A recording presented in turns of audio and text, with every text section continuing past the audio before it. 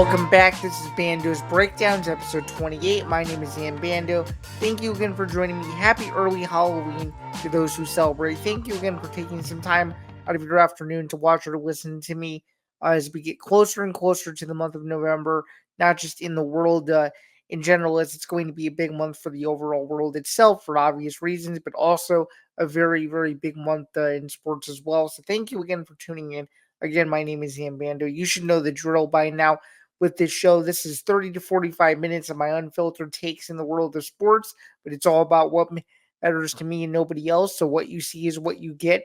And if you if you like it, congratulations. If you're critical of it, it'd be my guest, and so on and so forth. But thank you again for those who have decided to tune in. Before we get into everything else and so much more, be sure to subscribe to the Empty the Bench Podcast Network. That's youtube.com/ETB Network. We're approaching 1,000 subscribers very, very quickly. So every single like, every single share, every single notification bell push, it really does help out the algorithm. It helps me create more shows like this. It makes me want to put out more content, and it also helps out the rest of our umbrella of shows as well. Whether you like this show, whether you like the MMA Outsiders, whether you like the main flagship show ETB Sports, whether you like Game Changers, and so much more. Again, a huge help to everyone out there. Please be sure to like and subscribe. For those of you who are interested in just listening to me only and you're too busy with your work commute or whatever the case is, for you on a typical week, you can listen to Bando's Breakdowns wherever you get your podcast. And that's literally everywhere. Acast, Spotify, YouTube Premium, so much more. You could get it on multiple different ways. And of course, you could follow the show across social medias at Bando's Breakdown. You could also follow me on X and Instagram as well as ZanMando99, where all of my clips are reposted to my personal channel as well. So it would be very much appreciated on all fronts if you followed and supported the show. So it would be greatly appreciated. And of course, before we get into everything that we're going to be discussing today, please be sure to check out our friends over at Playback. They've been a wonderful sponsor to us ever since we started with them now within the last several months with the end of the NBA season. And with the NBA coming back, and speaking of the NBA, we have a little bit of a surprise. So, presented by Playback, watching sports is more fun with others, but we spend too much of our time watching alone. Playback is a virtual space where communities can stream live sports together with everyone perfectly synced up. Creators can hop on stage, deliver their own play-by-play analysis and commentary, and invite viewers up for Q&A. Playback makes watching sports fully interactive and a social experience, from playing fantasy sports, repping your favorite players and teams, and watching with the commentators and communities you care about. Win or lose, sports are best enjoyed together. And speaking of togetherness, the NBA is back because we will be having an NBA whip around style show off the heels of kind of what NFL Network is. So be sure to join us. That's going to be Wednesday, October 30th, the night before Halloween. Wednesday, October 30th, approximately starting at 6:45 p.m. Eastern. We're going to be watching several games again. It's an NFL Red Zone style broadcast format. We've got the Celtics taking on the Pacers, the Pistons taking on the 76ers, the Lakers taking on the Cavaliers, the Knicks taking on the Heat, and the Nets taking on the Grizzlies. So if you like the NBA or if you like any of those teams I just mentioned in general, be sure to tune into the Whip Around show because we will have all of your NBA needs covered for the early evening window, if you will, on that date. So to do so, it's very simple. You go to playback.tv/ETB network, find out more to figure out what our live stream schedule is, and be sure to join our community as our member rate is slowly but surely increasing, and will hope to increase with the NBA season now officially underway. So with all of those orders of business out of the way, we're going to get right into the show. We have a packed show this week. Just to give you a little bit of an overview or a scope or what we're going to be discussing today, it's a pretty solid show. We're going to be recapping a very, very exciting UFC 308 card that just took place this past weekend in Abu Dhabi. Had some pretty good fights on it. We have an and still in the main event. So if you haven't heard by now, we're going to get into more about that and so much more. We're going to get into the middleweight title picture in the co-main event. We're going to talk about some of the other notable fights. We're also going to go over what the heck happened to the Bears on Sunday. They were one play away from pulling off their first road win on a Sunday in a couple years, and unfortunately, it didn't happen. So we're going to get into what that means and so much more. We're going to preview the game against the Cardinals, We're going to talk about Illinois just absolutely looking really, really horrible against Oregon, what it means for the rest of the year. Do they have an outside shot at 10 wins and so much more? But we're going to start, though, in Landover, Maryland. We had the Bears taking on the Washington Commanders. This was overall an ugly, ugly game. I just want to be upfront from the top. I think neither team deserved to win this game. This game was brutal in all facets.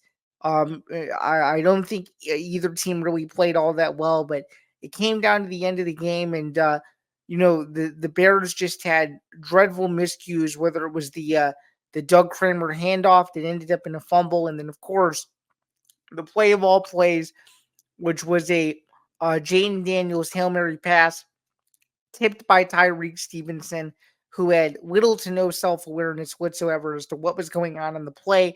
There was a viral video that came out right before the play of him taunting the Commanders fans instead of focusing on knocking the ball down, which of course ended up being a Commanders win and probably broke a bunch of people's parlays in the process. But I just want to talk about this for a second here. There's been a lot of Bears banter on social media about this. There's been talk of fire Eberflus. Essentially, what we need to look at to start by dissecting this is, I think this is less of the Bears losing to the Commanders in the way in which they did, as much as it is just the microcosm of what the Bears are. I mean, it's clear.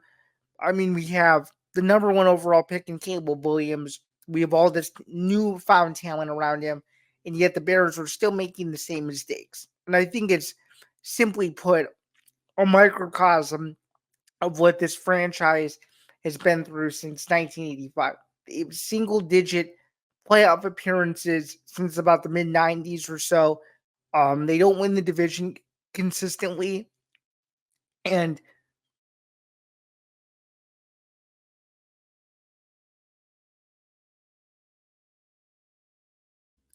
quite frankly, they just, no matter what they seem to do, it all comes back down to earth. And this is another situation where it's almost like a false equivalency or false hope, if you will.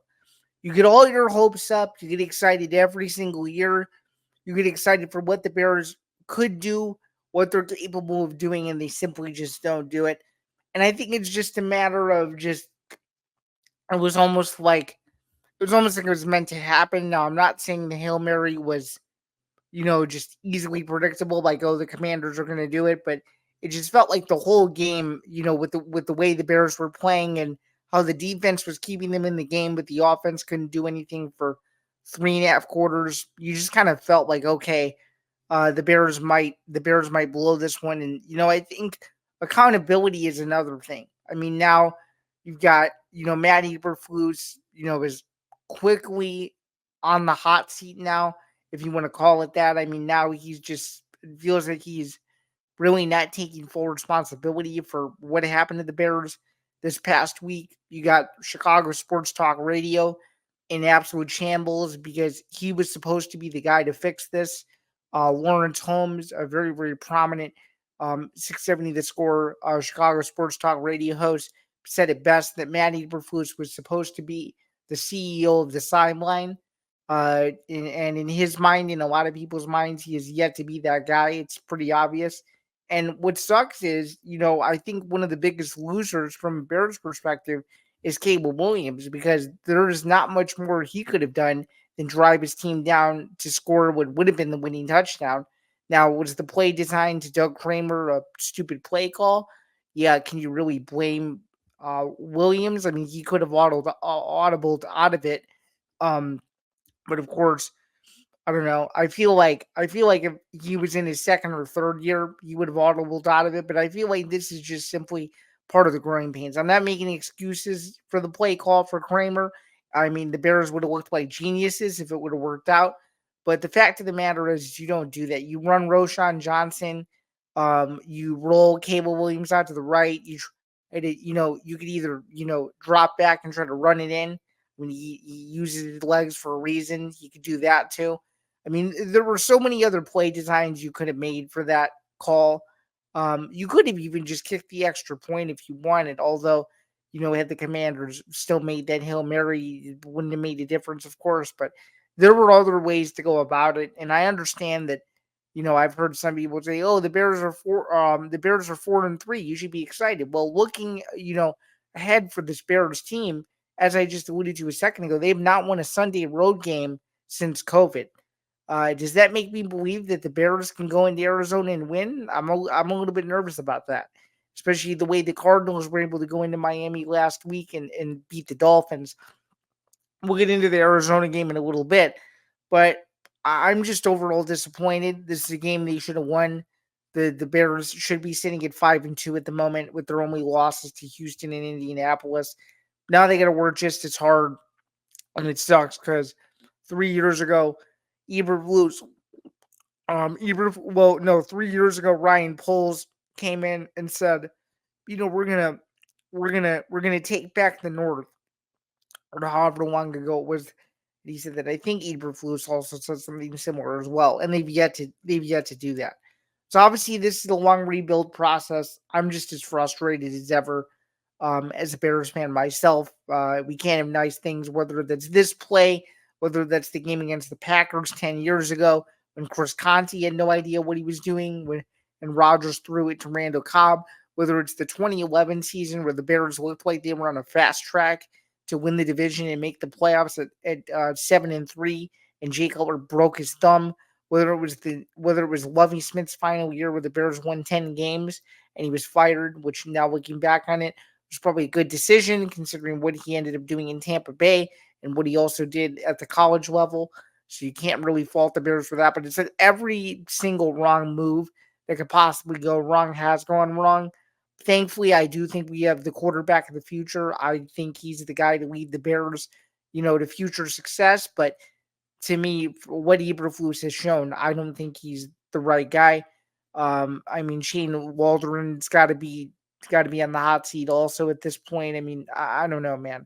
This team could go from bad to worse. I don't think they seriously cannot afford to lose this Arizona game, and they certainly can't, look past any of these other teams because after New England in a couple weeks, which is a game I'll be at.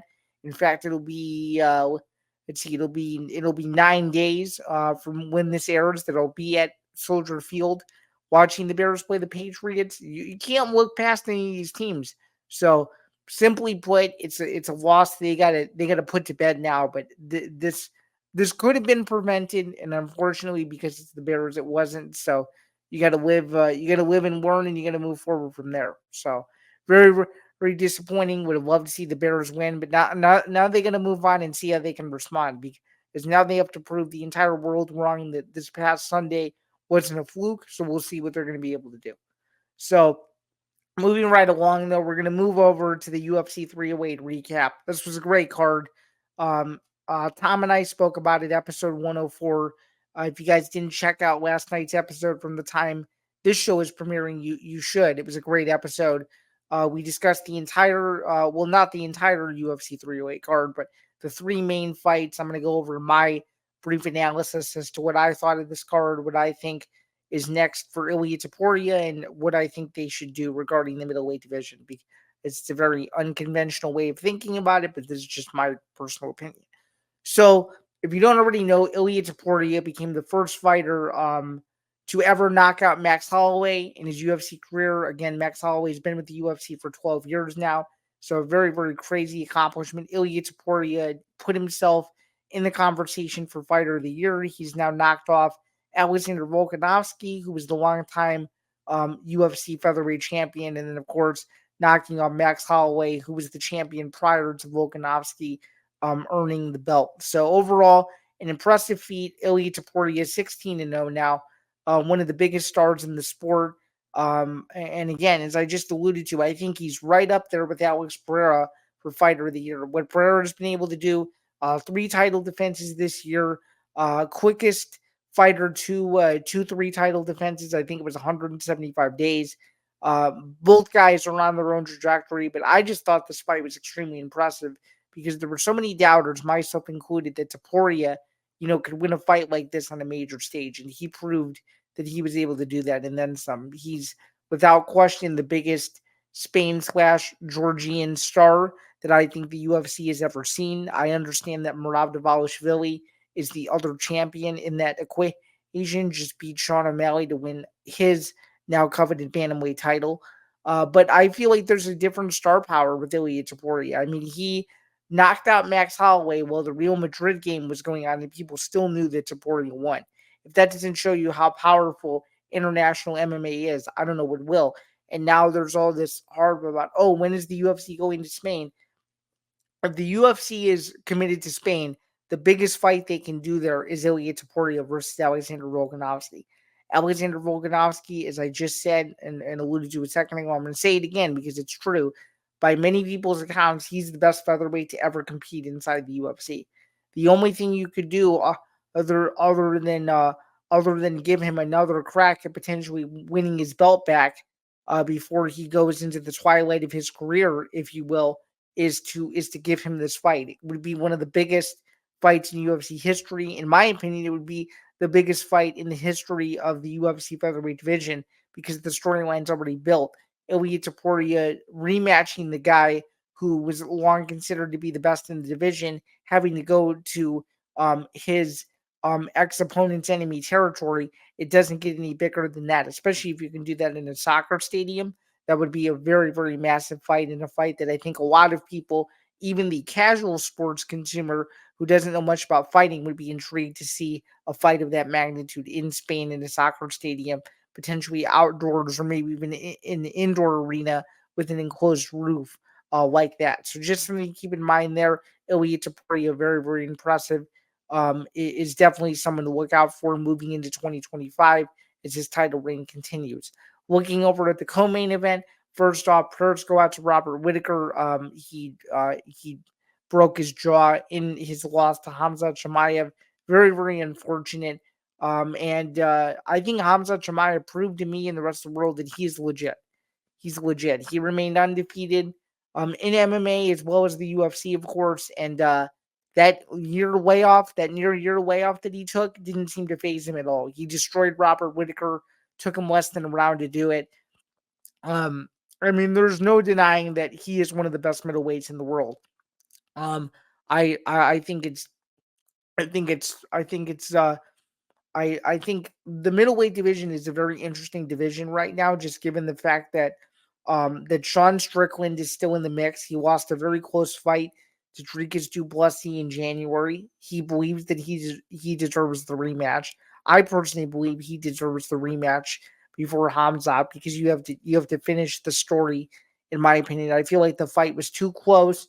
Even though now looking back on it, I think DDP won pretty clearly, but I feel like the storyline element is still huge there.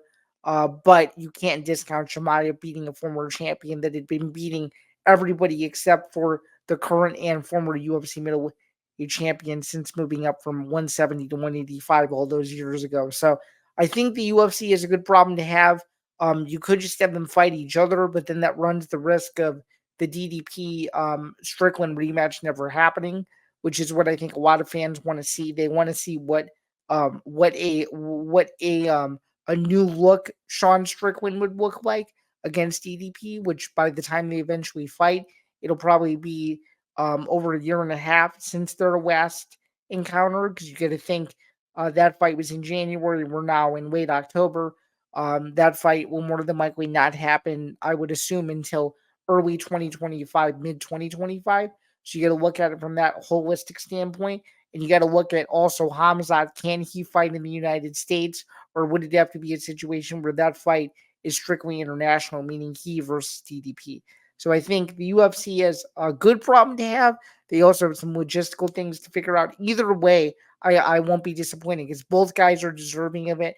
And Strickland, as the former champion, in my opinion, has every right to say, hey, I fought a close fight. I thought I won. Let me sit down and wait for my title shot again because I feel I deserve to still be the champion. He has every right to do that given what he's been able to do. And I understand there's the argument, oh, he doesn't have the greatest resume. He doesn't whatever. He beat Israel Adesanya to win the belt at the prime of his career um, back in September of last year. I think it needs to count for something just a little bit. And then, of course, Magomed Ankalaev took care of business, remains the longest active continues his longest active streak in the UFC light heavyweight division wasn't the greatest performance in the world, but it's a now or never situation. You got to give Magomed Ankalaev the title shot.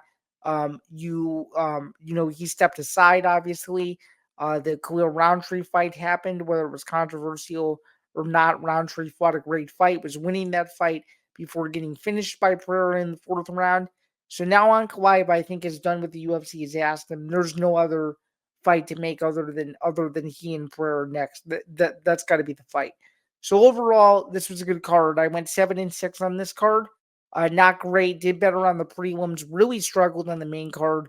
Only winning one fight on the main card. Unfortunately, that fight that I won was the Magomed Ankalaev fight. Unfortunately, struggled in the Murphy Ige fight and did not win the main nor the co-main event. So overall, a decent show. And of course, some as I wanted to allude to as well is we're going to get into this a little bit more when we preview Edmonton, but UFC Edmonton going into that card, we're currently sitting at 441 fights in the UFC that have already been completed this year, with about a month and a half to go until the schedule is final for the year. So overall, it's been a really speedy process, but I thought for the most part that this card was relatively decent and a card that I'll probably remember. It's in my I even spoke about it on the show the other day. It's in my top 5 best UFC cards of 2024, and I don't think that's an understatement whatsoever. All right, now we're going to get into previewing the Bears game against the Cardinals. This is a game that will only be seen regionally from what it seems like. So only people really in the surrounding areas. So whether it's Chicago, Phoenix, Scottsdale, et cetera, et cetera. So it's not going to be seen by too many people. But still, it's Kyler Murray versus Caleb Williams. Should be a great game. I'm excited to see how it plays out. Um, this Arizona team is tough, as I just alluded to. They beat Miami a week ago in a shocking upset, even with Tua Tagovailoa back and the way and how well he played. So that's something to keep in mind too. And I just think I don't know. I just feel like the Bears are going to be pissed off. I really do think they're due for a win here. I would like to be optimistic, so I'm going to say the Bears are going to win this game. They kind of need to win this game, considering that they have New England coming in the following week, and then they got the Packers later on in November. So this is a game that they can't afford to lose to keep any hope of a wild card berth alive. Because I don't think they'll win the division. I think it's going to be a 3-horse race between Detroit, Minnesota, and the Packers. It'll probably end up coming down to Detroit and Green Bay because both teams are really good. So that's something to keep in mind as well. But I think this is a game, um, intra-conference game, if you will. Bears can't afford to lose this one. I think they get it done. I think it's a close game. I think it's 27-24. I think Kyler Murray plays well. I think the Bears rally again this week from a brief comeback, but I think they do just enough to win. I just feel like they're going to play inspired ball.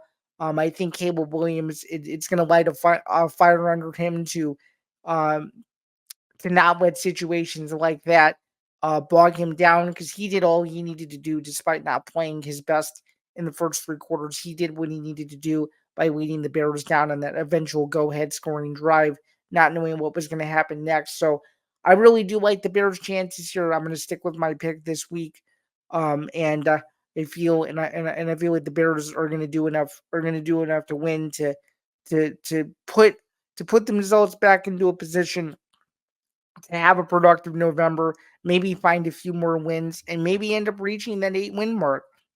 I said before the season they would finish around the 8-9, 9-8 mark. I still think it's very possible with the schedule that they have, and I think it starts this week. So give me the Bears. All right, now we're going to move over from the NFL to college football. So, unfortunately, my alma mater, the University of Illinois, took on number one Oregon last week in the biggest Illinois game in 17 years. And simply put, they didn't play very well. They lost 38-9. A lot of just interesting things took place in this game. Luke Altmaier was out of sync. Dylan Gabriel, continued his quest to be recognized for the Heisman Trophy. He's in Zen as he should. I mean, the dude is a freaking machine. He's got receivers everywhere, and Tez Johnson is a stud. So shout out to him. He had a beast of a game in Austin this past week. And unfortunately for Illinois, they're going to be banged up. Not only do they not have Caden Fagan out for the year, but Pat Bryant went down after a hit to the head that was reversed. It should have been a targeting call, and unfortunately, the referees didn't see it that way. And at Brett Bielema's Monday afternoon press conference previewing Minnesota, he was pissed about it. He said he didn't care about anything else other than telling Bryant's parents the rationale for why the call was changed. Unfortunately, it seems like according to him, he has not heard back from the Big Ten. He's going to be speaking to the media tomorrow, so hopefully we'll get an update on where the Pat Bryant situation sits. But he literally told Bielema, meaning Bryant, that there's no way he wouldn't play in this game against Minnesota. So taking a look at this Minnesota game, Minnesota was kind of in the rut a couple weeks ago. It's now managed to win 3 games in a row, give themselves an outside track at a bowl game now. And this is a huge game for the Gophers. So to kind of talk about this line a little bit, it opened as, Illinois favored by 3. And then all of a sudden, and my assumption is because of the Bryant news, being unsure as to what his status is, the line moved from Illinois -3 all the way to Minnesota -2. So Illinois is 4-1 against the spread. It's an underdog. Um, it's he's an actually that's according to some books, but technically the 2 losses that they have, they were technically underdogs in both of them. So I guess you could say their against the spread record is eerily similar to their one, if not exactly the same as their overall record. Keep in mind their overall record is 6-2. But I think this is an interesting game. I think there's a lot at stake for both teams. Obviously, Illinois, has an outside shot at a 10-win season for the first time in a long time. They have an outside shot at making the college football playoff as a lower seed. Although I don't know how much the commit. Excuse me. I don't know how much the committee is going to value losing to now number 3 Penn State and number 1 Oregon in the fashion that they did. If the games were close, they might value them a little bit more, but because they were not competitive, maybe that won't be the case. This is assuming Illinois gets to 10-2. But I think Illinois controls their own destiny for a good bowl game, and it starts this week. I think playing the game at home is huge. Playing the game at 11, it's their first 11 a.m. game in over a month and a half.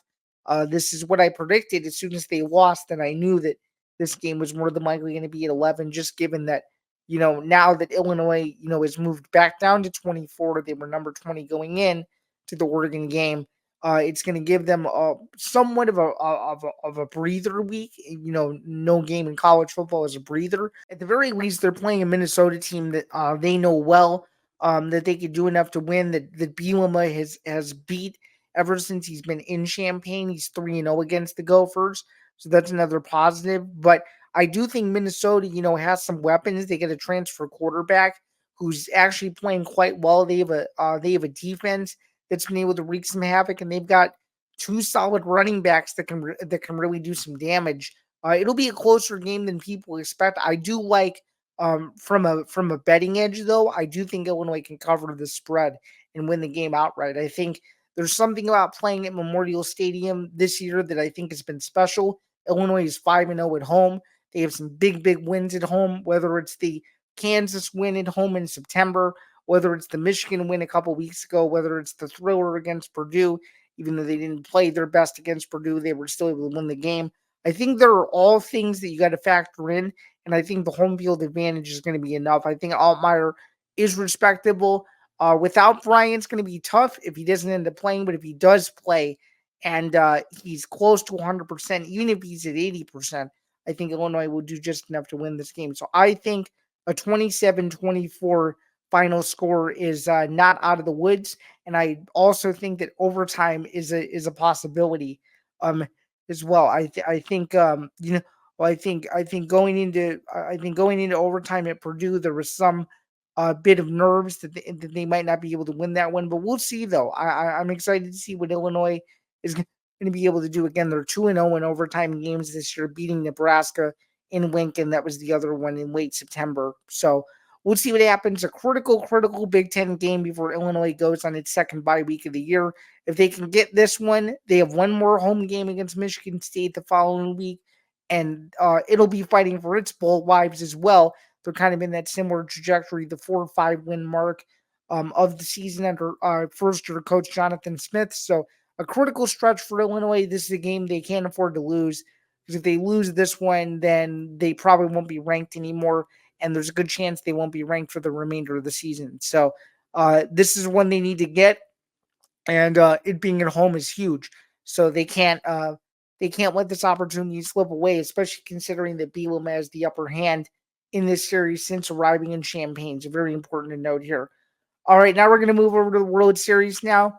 I don't want to say it's over, but it very much looks over. The Dodgers up 3 games to none over the Yankees, and you just got to give a shout out to Freddie Freeman, man. I mean that walk off home run the other night was unbelievable. Shades of Kirk Gibson in the '80s. You can't put a price tag on that, man. You really can't. And the call of that home run was even more majestic. So who knows? By the time this gets released, the series will be over. So there's a good chance that everything that I'm saying right now is going to be entirely relevant or irrelevant, depending on what happens. So we'll see. I'm gonna say the Yankees hold off, win game 4, but lose game 5. So they end up losing the series 4 games to 1. But overall, just a total disaster for the Yankees, whether it's injuries, whether that's suspensions, whether that's just blowing key chances. I mean, they've had every sort of opportunity in the book to make this series respectable, and they just simply haven't done it. It just goes to show, when you have as much star power as the Dodgers have, I mean, there's not much more you can do other than just kind of watch it. So, hopefully this series gets a little bit more competitive, but it very, very much looks like we are on our way toward a sweep. And yeah, I mean, if there isn't a sweep and there's somehow a comeback, I'll have a lot more to be talking about. But the Yankees have done themselves no favors digging themselves out of this hole. So it remains to be seen how they respond. But for now, I'm not liking their chances as well as my World Series pick, because I took them to win the World Series in my ESPN bracket challenge, and right now it's not looking very good. So I'm a little bit disappointed from that regard as well. But if you want more World Series coverage, be sure to tune into Hitting for the Cycle this week. They're going to have all of the happenings of the World Series, including a recap of the series as well, I'm sure. So be sure to tune in to hear what Ben and Ryan have to say about all of the festivities between the Dodgers and the Yankees. All right, now we're going to move into UFC Edmonton. This overall pretty good card. We've got a 14 fight card on deck. This is a UFC Fight Night card. It's a pretty good Fight Night card. Headlined by Amir Albazi and Brandon Moreno. We've got Rose Namajunas versus Aaron Blanchfield, and we also have Derek Lewis versus Jahanta Dins, and a lot of Canadian talent on this card. So overall, I like this card as a whole. I gave my picks for the top 3 fights on the most recent edition of the MMA Outsiders, but I just wanted to give a quick plug. Be sure to watch this card. There's a lot of good prospects on here, a lot of guys from Canada that could make some waves, and of course, who doesn't love a Derek Lewis fight? He looked great against Rodrigo Nascimento in St. Louis. I was there. Rodrigo Nascimento was also on this card. He's on the prelims, so that'll be very exciting. And I just think overall, it's one of those fight night cards that has a chance to deliver. So be sure to stay tuned for the remainder of my picks later this week after I release them with the guys as well ahead of the card on Saturday night. But just wanted to go over a few quick numbers related to the UFC while I have them here as well. And one of the most shocking numbers is 62% of fighters that are on this card are coming off of a loss. So there's a bunch of fighters that definitely need a win and then some as they head into 2025. Some of them are fighting for the second time this year. Others of them, this is their first appearance. And it just depends on where you sit on that sort of thing. But taking a look at my overall record for the UFC going into this card, 241, 196, and 4. It'll be starting a new month in November, obviously, is this Saturday will be the beginning of November. The date of this card is November 2nd. Looking at my overall record for the month of October, as I like to do, I have a tally for how I do every month. I went 28 and 20 on UFC. So a little bit more of a respectable month as compared to September when I went 18 and 18. So I'll take that any day of the week.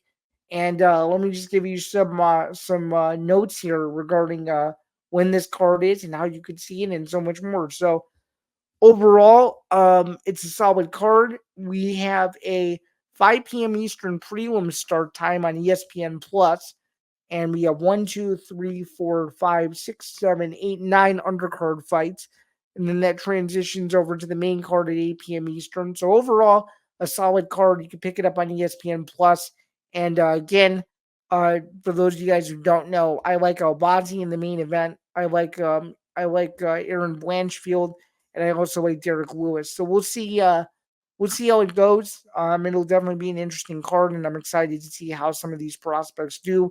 And also keep in mind that this is the first of 4 UFC events in the month of November. So you got to keep in mind you got Edmonton, UFC Vegas 100, UFC 309 at Madison Square Garden, and then capping off the month of November with UFC Macau, which is a really early start time. I think it's a 3 a.m. Eastern start for the prelims. So just to keep that in mind, for those of you who are looking for the upcoming UFC schedule, you now have it.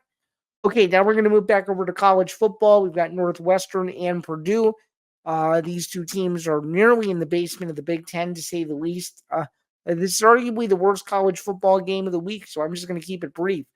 Both of these teams have really horrible quarterback issues.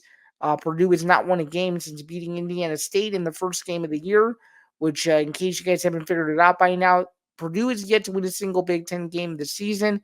Is it the week they do it?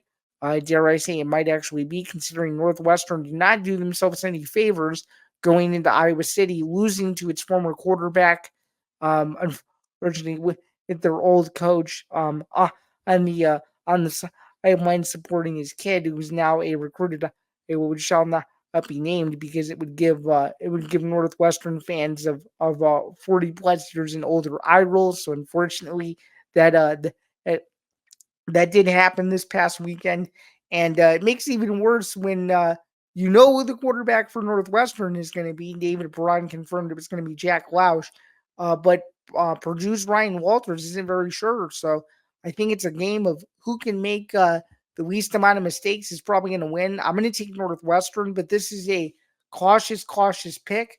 If you remember, and if you keep the receipts, if you go back a couple weeks ago, I said Northwestern would finish 3-9, with this one being the only other win that they would get the remainder of the year. Unfortunately, I was a little bit wrong there because they did beat Maryland, so they're not going to finish better than that.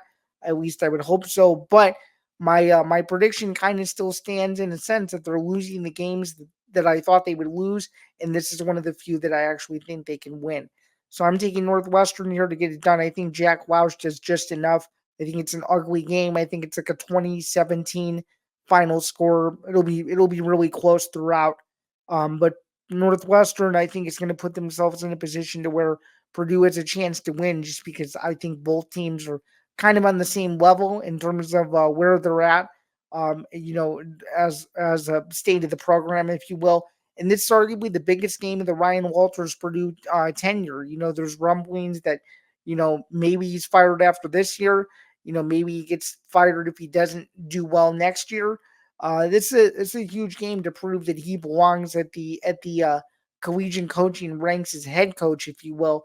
And I think if he wins this one, he'll silence a lot of the doubters. But give me Northwestern here to get the job done, get out of West Lafayette with a win, and move on with the remainder of their schedule, which is going to be a very difficult November, which also includes Ohio State. So that one obviously is going to be easier said than done as well. We're going to move into the end of the show here. And thank you again for listening, and I hope you guys have enjoyed the pace so far. And just the brief interruptions, I think I have a little bit of a cough, but hopefully I should be okay with the season changing. We're going to move over now to Zain Zinger. We've got a couple of topics to go through just briefly. Jake Paul-Mike Tyson is coming up. That's Friday, November 15th, the day before the UFC 309. And I just want to say the VIP tickets are too expensive. I saw a tweet It's the most expensive ticket I've seen is $2 million.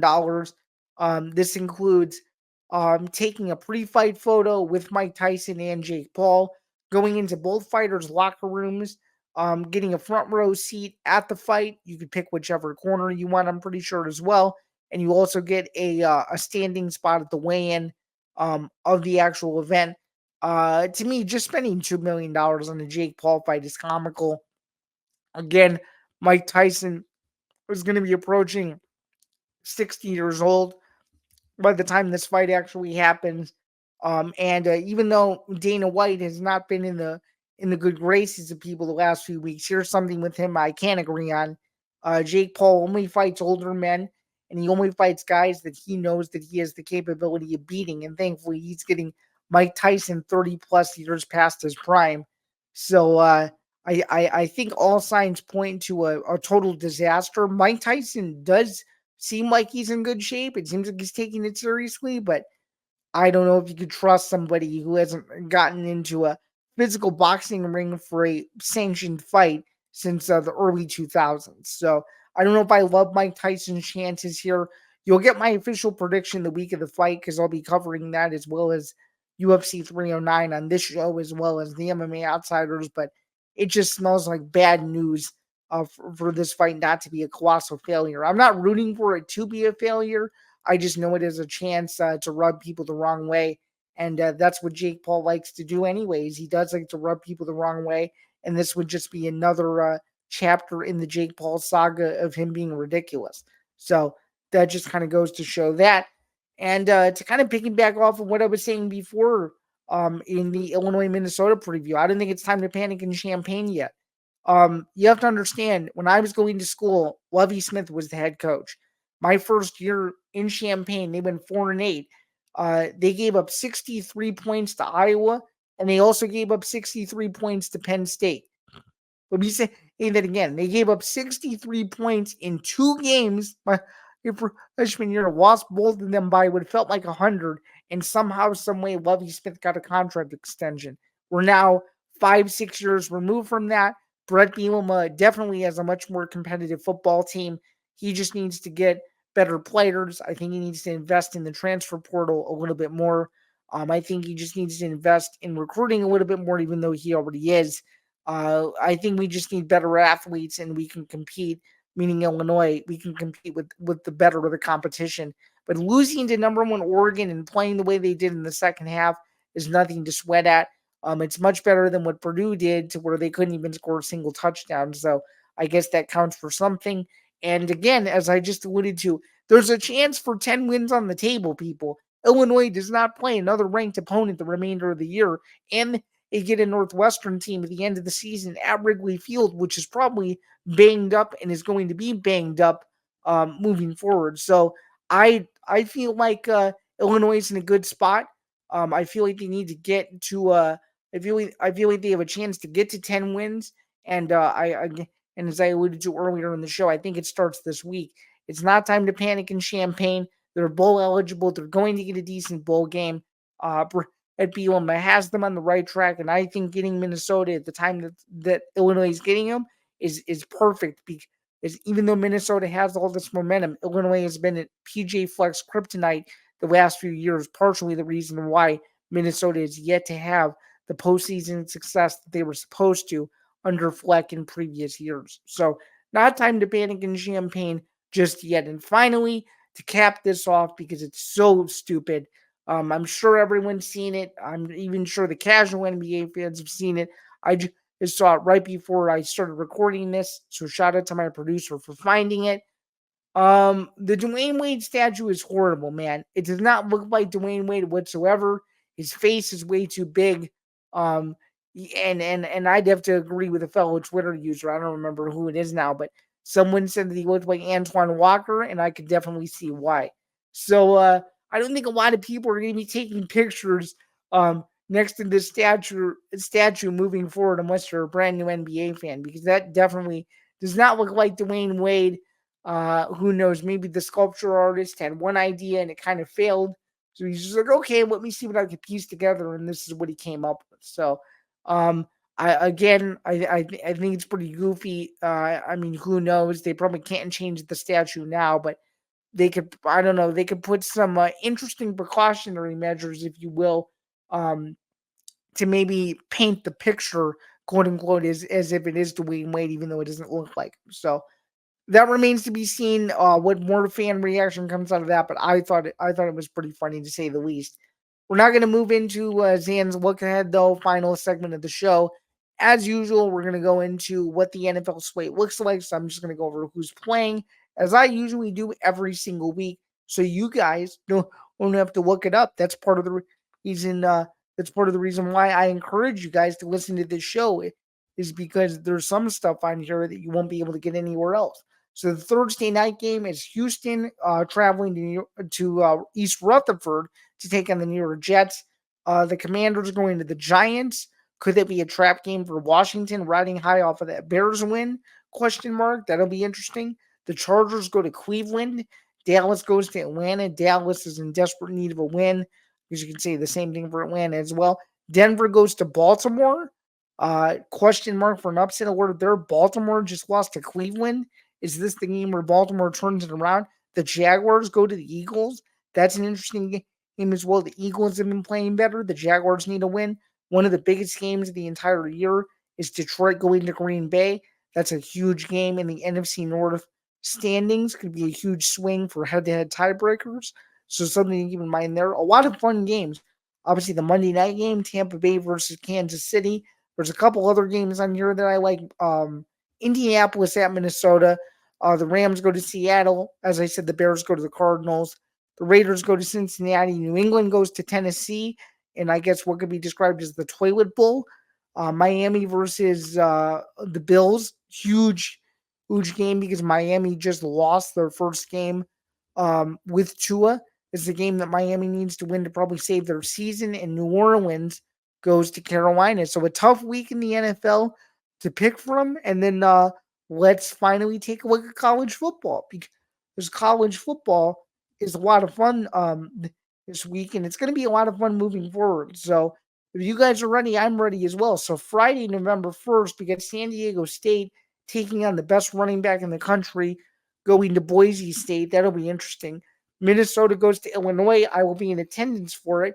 That's something that I forgot to mention as well. The line is since moved to Minnesota -3. Texas Tech versus number 11 Iowa State.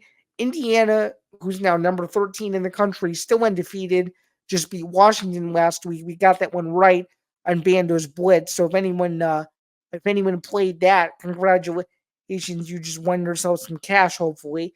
And then obviously the biggest game of the week, Ohio State at Penn State, arguably the biggest game of the James Franklin era. James Big Game Franklin is anything but. He always loses to Ohio State, and he's only won one time in his tenure since taking over as coach. That was all the way back in 2016. Duke goes to number 5 Miami. Number 19 Ole Miss goes to Arkansas. Air Force goes to number 21 Army. Army is still undefeated. Oregon goes to the Big House.